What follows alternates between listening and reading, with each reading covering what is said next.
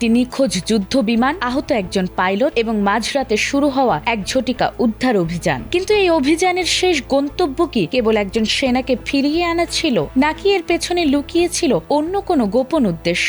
সম্প্রতি যুক্তরাষ্ট্রের বিরুদ্ধে এমনই এক চাঞ্চল্যকর অভিযোগ উঠেছে, যেখানে বলা হচ্ছে নিজেদের পাইলট উদ্ধার নয়, বরং যুক্তরাষ্ট্র এমন অভিযান চালিয়েছে ইরানের গুরুত্বপূর্ণ সম্পদ চুরি করতে। এতে প্রশ্ন আরো জোরালো হচ্ছে, কি এমন শক্তি আছে ইরানের যার জন্য এমন পদক্ষেপ নিয়েছে যুক্তরাষ্ট্র?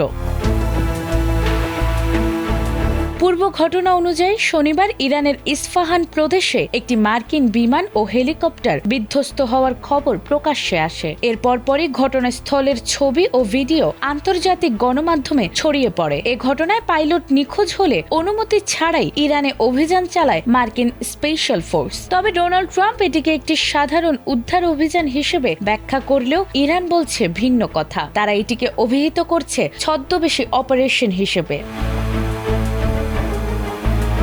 সোমবার এক সংবাদ সম্মেলনে ইরানের পররাষ্ট্র মন্ত্রণালয় দাবি করেছে, যুক্তরাষ্ট্রের তথাকথিত উদ্ধার অভিযানটি আসলে সমৃদ্ধ ইউরেনিয়াম চুরির একটি পরিকল্পিত প্রচেষ্টা ছিল। তাদের অভিযোগ, বিশেষ কমান্ডো বাহিনী পাঠিয়ে ইরানের পরমাণু স্থাপনায় প্রবেশের চেষ্টা চালানো হয়েছে।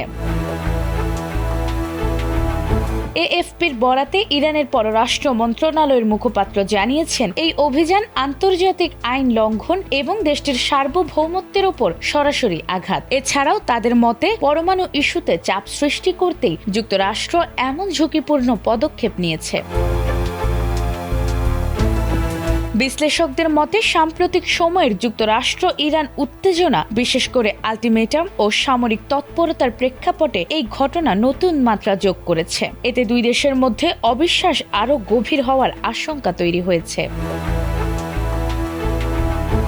তবে এখন পর্যন্ত এই অভিযোগের বিষয়ে যুক্তরাষ্ট্র বা পেন্টাগনের পক্ষ থেকে আনুষ্ঠানিক কোনো প্রতিক্রিয়া জানানো হয়নি। সব মিলিয়ে উদ্ধার অভিযান ঘিরে এই পাল্টাপাল্টি বক্তব্য মধ্যপ্রাচ্যের পরিস্থিতিকে আরও অনিশ্চিত করে তুলছে। এরই ধারাবাহিকতায় সামান্য ভুল সিদ্ধান্তই বড় সংঘাতে রূপ নিতে পারে বলে সতর্ক করছেন বিশ্লেষকরা।